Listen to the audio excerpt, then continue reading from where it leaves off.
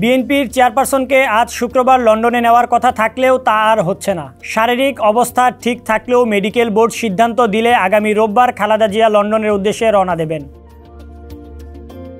শারীরিক অবস্থা বিবেচনায় খালেদা জিয়া ফ্লাই করতে পারবেন কিনা তা জানাবেন চিকিৎসকরা। তাদের সম্মতি পেলে আগামী রোববার খালেদা জিয়াকে লন্ডনে নেওয়া হবে বলে জানিয়েছেন বিএনপির মহাসচিব মির্জা ফখরুল ইসলাম আলমগীর। শুক্রবার জুম্মা নামাজের পর সাংবাদিকদের সঙ্গে আলাপকালে এই কথা বলেন তিনি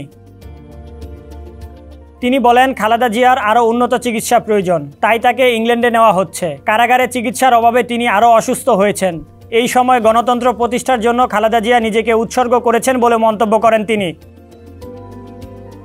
এর আগে কারিগরি ত্রুটির কারণে আজ কাতার আমিরের বিশেষ এয়ার অ্যাম্বুলেন্স ঢাকায় আসছে না বলে জানান মির্জা ফখরুল। তিনি জানান, সবকিছু ঠিক থাকলে আগামীকাল শনিবার ঢাকায় এসে পৌঁছাতে পারে এয়ার অ্যাম্বুলেন্সটি। এরপর খালেদা জিয়ার শারীরিক অবস্থা বিবেচনায় আসবে। ডেস্ক রিপোর্ট, সমকাল।